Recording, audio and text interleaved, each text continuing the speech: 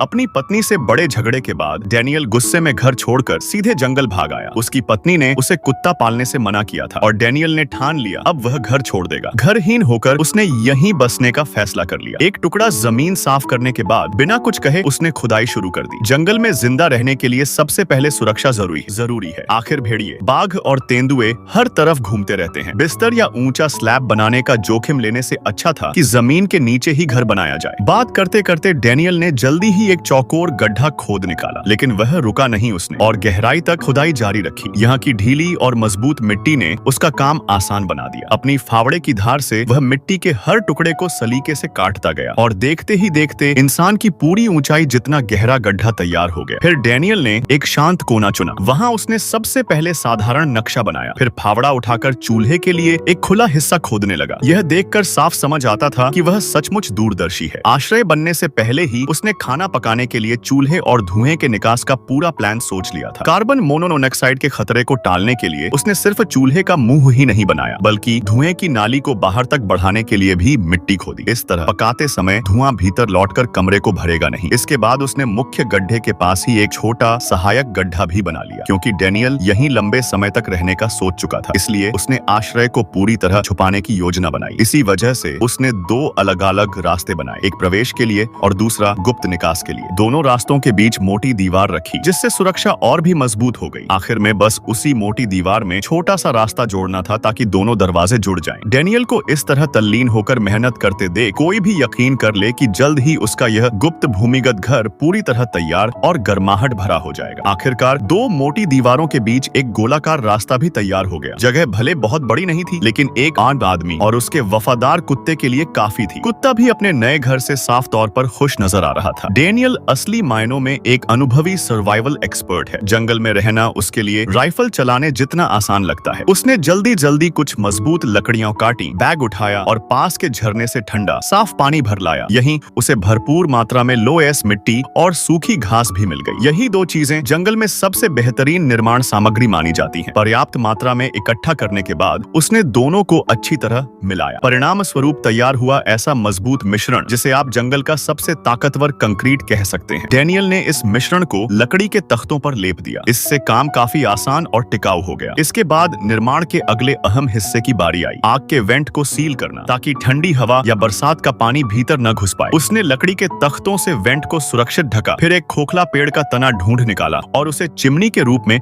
इस्तेमाल करने का फैसला किया। शुरू में यह थोड़ा कच्चा लग रहा था, लेकिन जब उसने इसे मिट्टी और लोहे से लेप दिया तो यह पूरी तरह आसपास की जमीन में घुल मिल गया। डैनियल ने छुपाव के लिए कुछ पेड़ की छाल भी चढ़ा